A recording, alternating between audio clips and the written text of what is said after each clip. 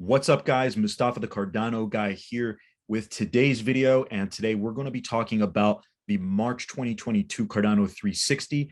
I have created an overview and a summary for you in this short video to recap the most important points on the March 2022 Cardano 360 event.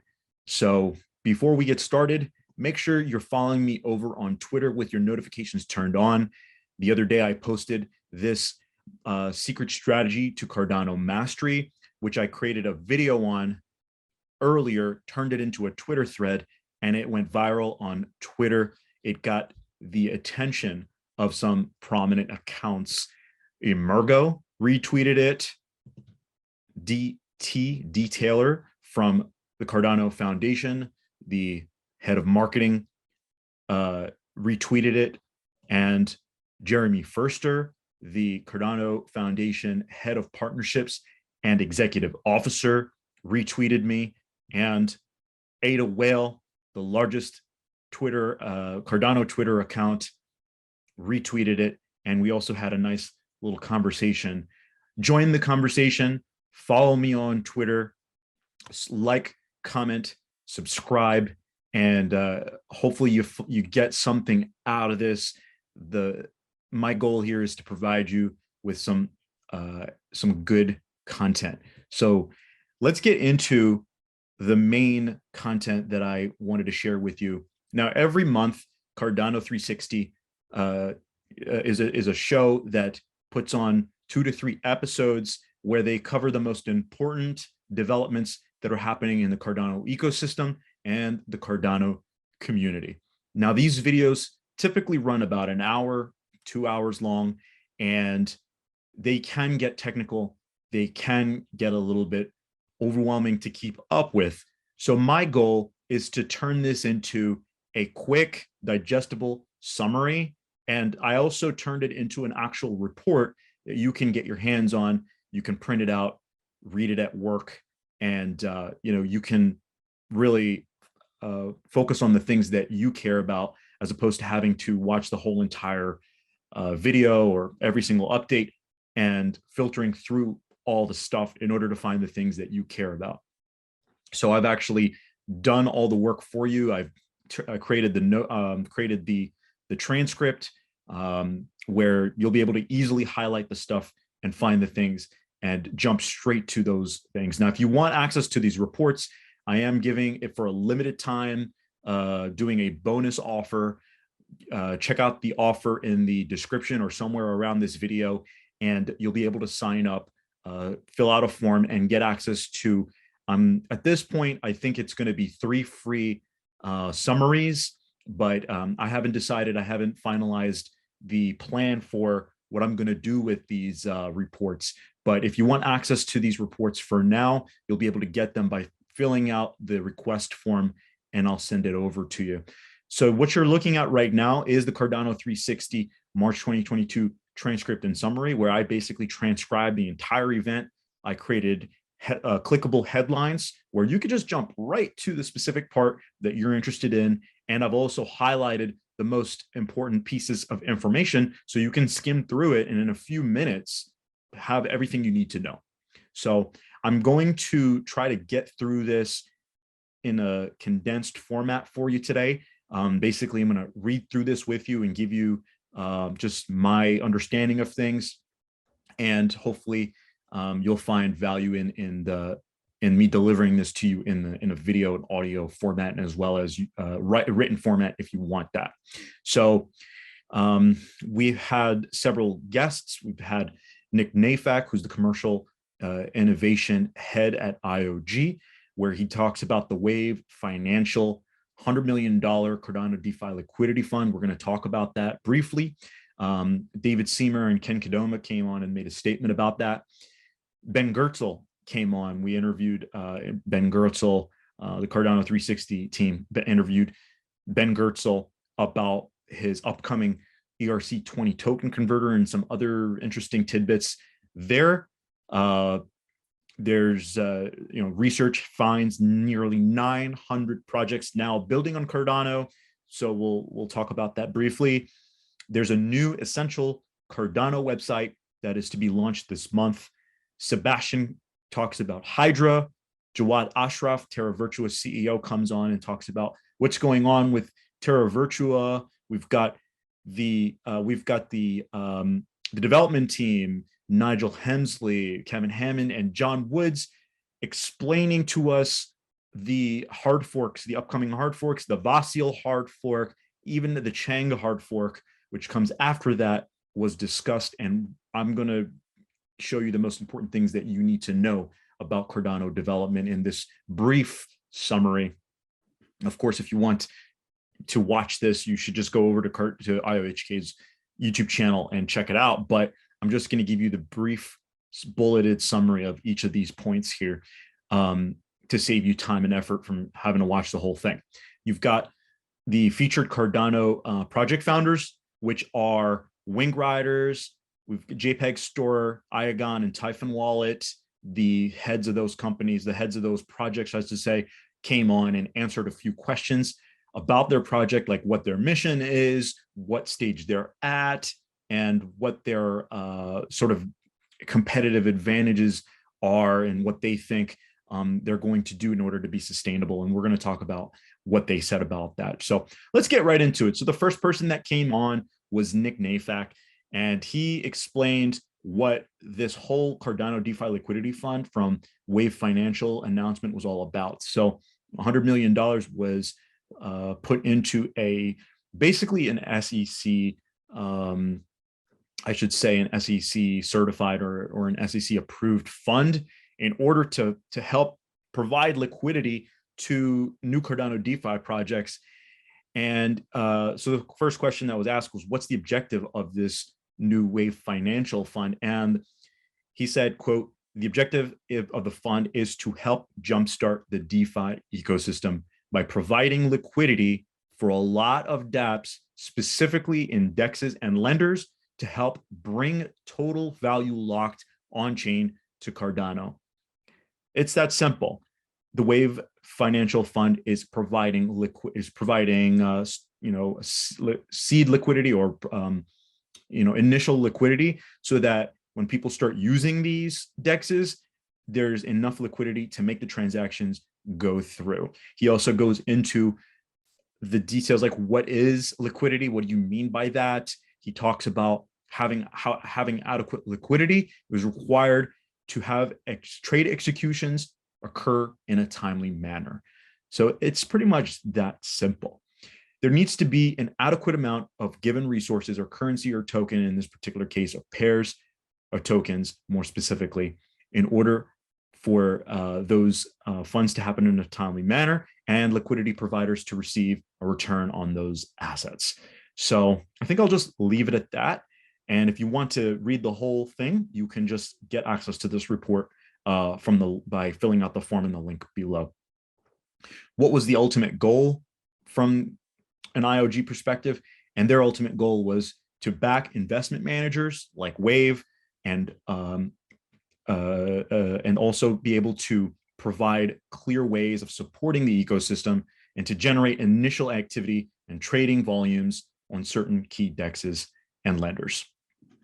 David Seymour came on and introduced himself. He says, Wave is an SEC registered wealth and asset management platform. We are the managers of C Fund, the early stage ecosystem fund designed to support ADA focused companies at the earliest stage. So David Seymour. Ken Kadoma also came on and briefly introduced himself and basically pledged that he is supporting the Cardano ecosystem by creating these kinds of partnerships, such as Wave Financial. Great job, Ken. Ben Goertzel came on and explained the AGIX to ADA ERC20 converter and announced that it's to launch on April 18th, although that may not be a new announcement, but it's reiterated that this upcoming launch is going to happen on April 18th, which is right around the corner. So what was a question that was asked to Ben Goertzel, because he's a really interesting, very, very intelligent, bright-minded person, similar to Charles Hoskinson. What is the intersection of AI technology and blockchain technology. In a nutshell, I'm just going to quote what he said. Blockchain and AI are both foundational technologies for the next few decades. They're both key parts of creating a beneficial technological singularity. He also says, quote, if you can make a machine smarter than people and benevolently oriented towards people, then, as I.J. Good said in 1965, the first truly intelligent machine will be the last invention that humanity needs to make. So in a way, AI potentially trumps everything. Very powerful quote. I recommend you go on over to and watch his interview and listen to him talk about that, because it's really fascinating. Or you can get this report and just read it. What does the process of migrating from Ethereum to Cardano look like for them? And he said there's the first step is they're going to be staking AGIX ADA tokens. Next is putting the whole Singularity Net marketplace over on Cardano. And lastly, they're designing a new Cardano sidechain customized for AI called Hypercycle. Really fascinating stuff. So make sure you check that out. There are nearly now 900 projects building on Cardano. Half of them seem to be NFT projects. And then you've got a mixture of wallets, SPO, Alliance, you've got NFT, dApps, DeFi, developer tools, identity solutions, incubators, launch pads, lending, and metaverse. So really interesting combination of projects being built on Cardano, and there's a nice visual for you to check out. Next is the new Essential Cardano website to be launched probably, I think the beta is coming out this month, he says. Morgan Schofield, head of ecosystem growth, describes new Essential Cardano website. He says it is not meant to be a competitor to existing resources, but instead is meant to be like a wiki for Cardano, where the community can all contribute to creating and building it, like sort of like Wikipedia. It's designed to accept uploads of videos, podcasts, audio, articles, developer resources, etc. And it is built to be an open source directory. The open beta is slated for April 2022, and the URL is essentialcardano.io. So make sure you guys are paying attention to that and check that out. Sebastian Nogel talks about Hydra, and he shares the milestones. Version 04 has already been completed. It's out. It's already up and running. I believe he states that it is running on testnet at the moment, and they are preparing it for updating it to version 05, where you can handle handle something called rollbacks. Not something that I understand quite well, but maybe you can research what rollbacks are, or maybe I'll do a video on rollbacks if enough people want to learn about that. But in a nutshell, things are going as planned. There is a new website called hydra.family, where people who are developers can find documentation and other related Hydra resources. The most important thing that I think he says is, I highlighted it here, these 3 or 4 paragraphs. He says, people are expecting a mainnet release of Hydra in June or October. This might happen, but he says, I want to say something about it, really, that there is no de-release or the release of Hydra. We had a couple of versions before, and we have a couple of versions as we go along, becoming mature enough to handle transactions on the mainnet. So deploying Hydra is not really like flipping a switch. Everything will be where everything will be fast and cheap. It's more like we're building a foundation, a piece of technology that builders of Cardano can actually use and do use to create fast and cheap applications. So it's an ongoing, evolving process. It's not like, it's like, oh, we're done, we're going to stop doing it. No, it's like consistent iterations of it are being built, and there's already an iteration of it available, which is version 04. He also says that another thing that he wants to address is quickly that there is no need for a hard fork. There's no need for a hard fork for Hydra to be existing. it also means that Hydra is not part of the next hard fork. It will benefit from the improvements of the June hard fork and maybe see potential improvements, but it doesn't actually become more capable by having these benefits. It already exists as part of the Cardano ecosystem, of the development ecosystem. It's just that it's an iterative process and it doesn't actually depend on any hard forks to work. Next is Johar Ashraf. He came on. He's the CEO of Terra Virtua. They're building a metaverse on Cardano. And a couple questions that they asked him was, what's the mission of Terra Virtua? He said that they had already been working on NFTs since 2017. So this is not something new for them, but it was like really early on, I guess. And they set up a metaverse already with VR and NFTs on it back in 2017. In 2018, no one even understood it. But they kept on going and they've doubled down on it since then. They decided to work with Cardano and announced their partnership during the Cardano Summit in 2021. And basically they had collaborated to do the metaverse portion of where people were able to attend the summit in a virtual world. And they basically had collaborated with Cardano to do that. So they were the team behind that.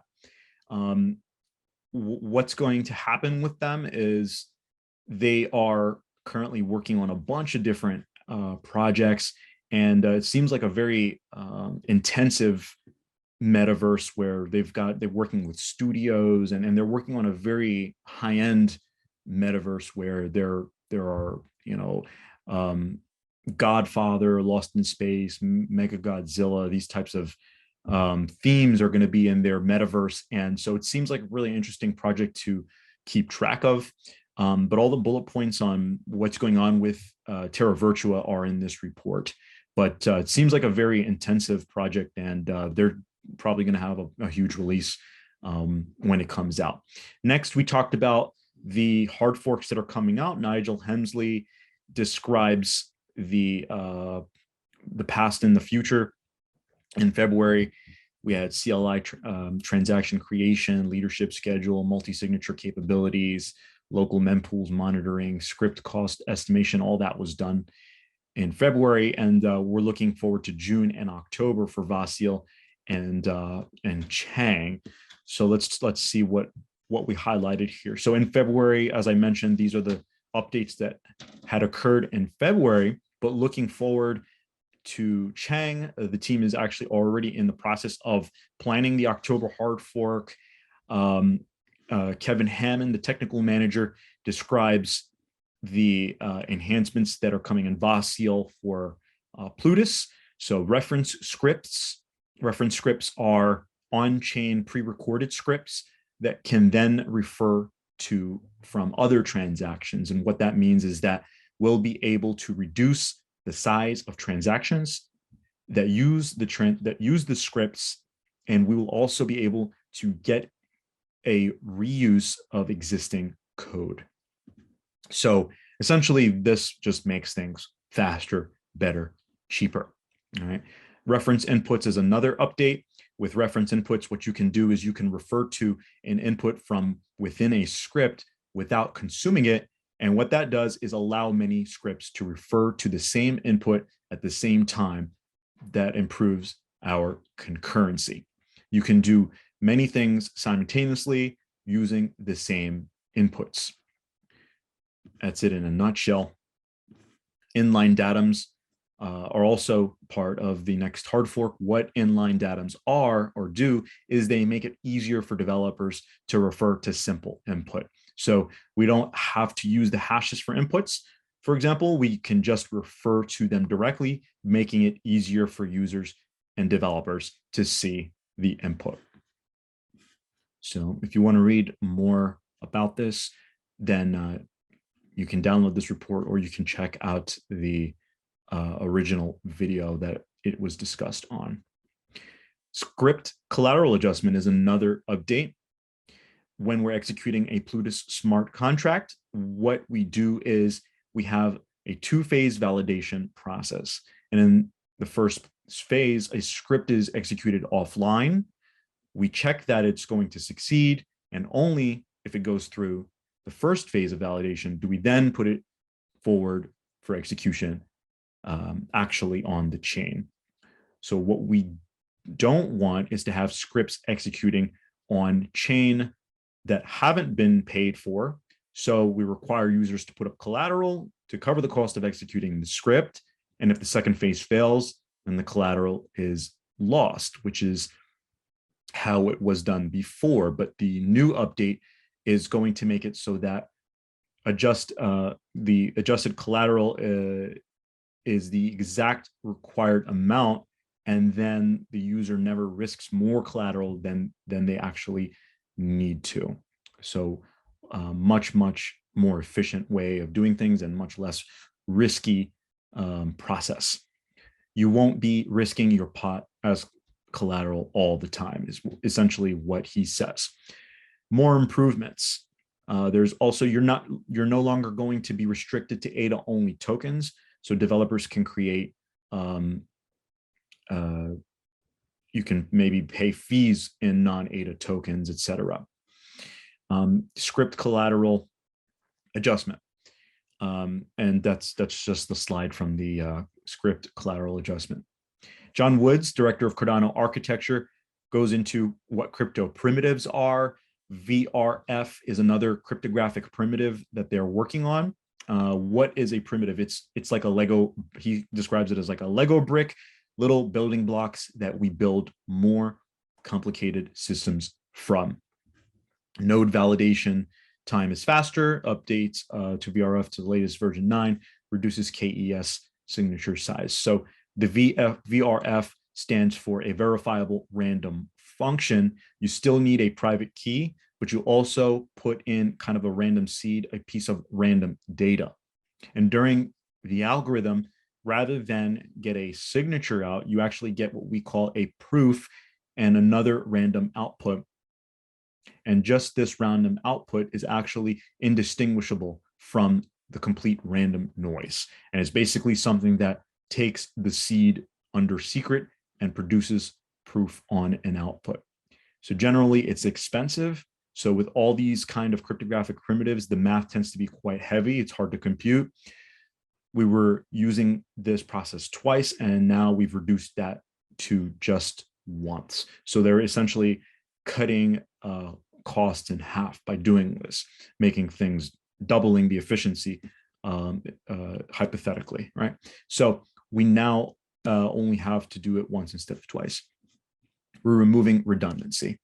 We've done this in a way where we're faster, quicker, better, but at the same time, it's just as secure, just as deterministic as we were before. So that's it in a nutshell. For the network pipelining, the seed starts, how does this whole pipelining thing work, right? How does it get developed? Well, it starts with research. The researchers come up with different models, how pipelining can be done. There's no actual code. It's just more of a thought process and imagination, a thought and imagination process, thought experiments. And then the research will then be taken as input, and John Woods will then turn it into a more tangible specification as an engineering or architectural spec. And then it goes to engineers, and they actually do the work to develop the code. So they're calling it pipelining, but really what it is, it's all about the blocks getting transmitted faster to your neighbor. So pipelining, also known as, there are different kinds of pipelining, diffusion pipelining, asynchronous validation, delayed validation. There are different ways to do this process of making transmitting blocks faster. They're all different flavors of the same idea, he describes it as, which is to bring together process of validating a block while you're also at the same time communicating and transmitting the data as fast as possible. We've chosen that what we're calling diffusion pipelining. John Woods says diffusion pipelining, and our block utilization is still not 100%. We have big changes coming in June, the Vasil hard fork. That's going to let us really ramp up the network parameters and increase the block size and speed. We may never end up doing a different variant of pipelining because actually, John Wood says, I believe what we're going to bring, in June is going to be the sweet spot, and it will be enough. Not only that, but pipelining in the way we're bringing it in June is going to give us headroom until input endorsers can come, which is effectively an end game solution that will see us scale out for the next 5 years. So it was a very well described by John Woods, and I think he did a really good job at helping people understand the process of developing the pipelining system and how it all works in the development process. So enough about Cardano development. Let's talk about the projects that are developing on top of Cardano. We've got Liam Bussell from Wing Riders. We have Shannon Brown and Blake Brown from JPEG Store, and we have Navjeet Dalkwal from Iagon, and we also have Ashish Prajapati from Typhon Wallet.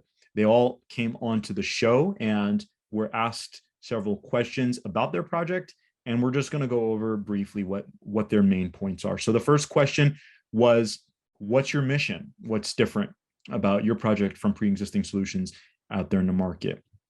So the first person was Liam. He said that essentially their mission is to be a layer of infrastructure in Cardano, a layer of infrastructure. JPEG Store, Shannon Brown, and Blake Brown said that their mission is to really grow Cardano and bring as many new users as they can into the ecosystem. He says he and she say that they are bringing lots of exciting new features to their platform, such as offers, auctions, and trading profiles, which sounds interesting. That's something I personally would be looking forward to. He and she also say, we also have a launch pad for creators, which sounds interesting as well. They are currently working with creators and supporting them as a big part of their mission. And that's been a big part of their mission since the beginning. Navjeet says the Iagon mission is to create a decentralized cloud computing marketplace. And Ashish says the mission is to address the gap in the ecosystem by giving features to users which are not available in some other wallets. Things like attaching metadata to transactions and allowing users to send multiple tokens in a single transaction. What are the advantages of building in Cardano? Why are you in Cardano as opposed to other ecosystems? So Liam says the functional approach and programming languages. That's one of the main reasons. The philosophy behind Cardano, moving a bit slower, being a bit more strategic, the functional aspect, and kind of the long-term, more considered approach. That's it in a nutshell. Shannon Brown and Blake Brown say community. The vision of the mission behind the entire blockchain is another reason why they decided to work on Cardano, and the fully decentralized people's blockchain sort of theme and aspect of Cardano is what brought them there. And also they love what Cardano is doing in Africa. So very commendable reasons to work on Cardano. They also see that Cardano is truly going to make crypto mainstream, make it go to the mass market. Navjeet says security and decentralization are the reasons why, and also research-driven approach, as well as capital efficiency, ecosystem, and the future potential, which is in Africa. Ashish says he actually has been building, he's the creator of Cardano Scan, the Explorer, which I didn't know. So that was a surprise to me. But yes, Ashish is the creator of Cardano Scan, one of the most essential tools, on Cardano. I don't know what we would do without Cardano Scan. So I wish him the best of luck, and I hope they do very well with Typhon Wallet. And it seems like they're doing pretty well. So I'm glad they can continue to work on Cardano. So how are things going? What stage are you at? Each of the teams came on and explained what stage they're at. So Liam from Wing Rider says that they've already gone through a security audit. There's a final security testing that they're doing on their own right now. And once they've done that, they're going to move to the main net.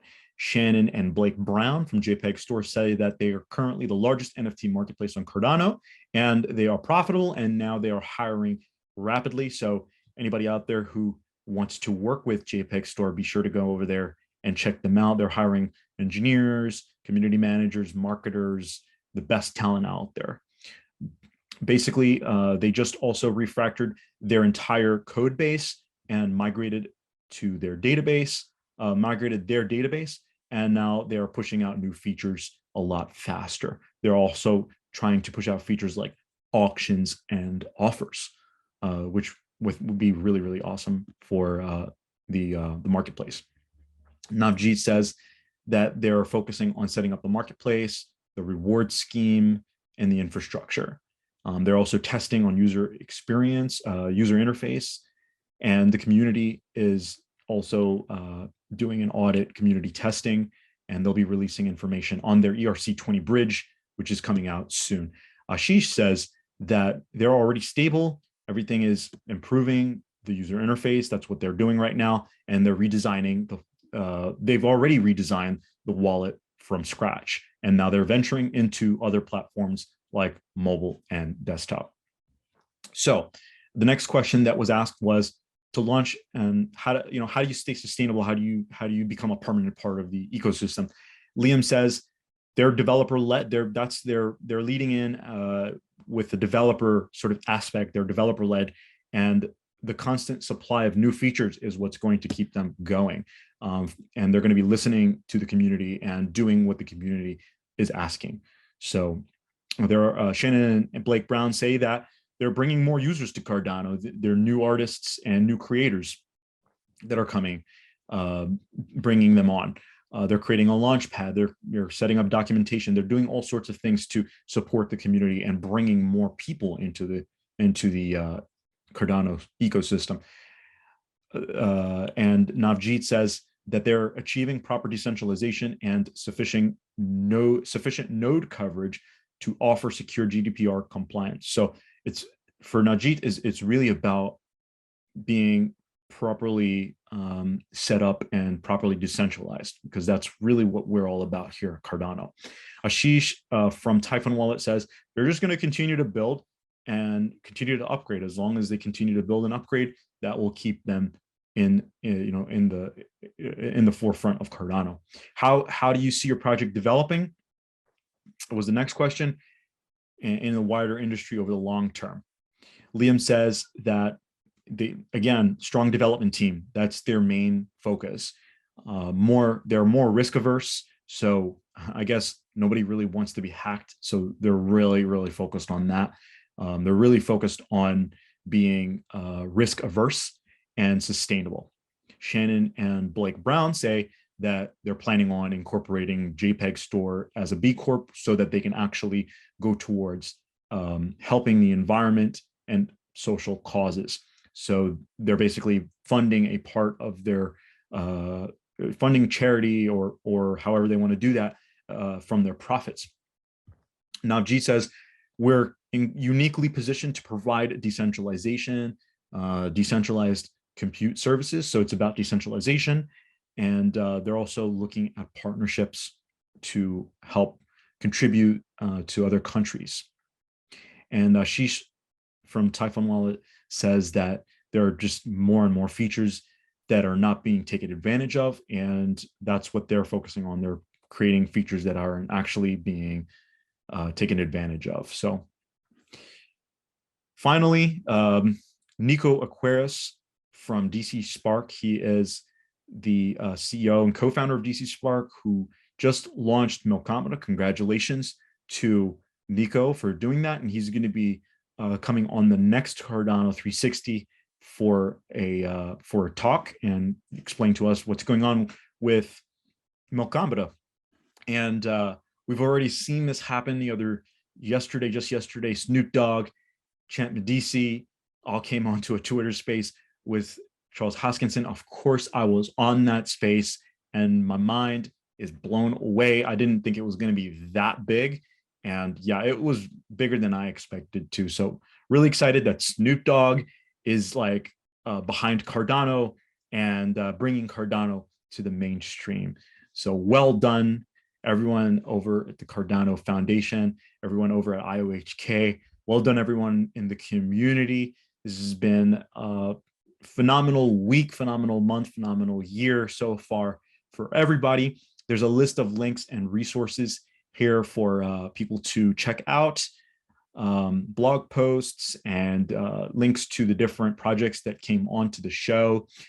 If you guys want access to this report, fill out the link, click on the link below, fill out the report, like, comment, subscribe, follow me over on Twitter, and I'll see you in the next summary of Cardano 360.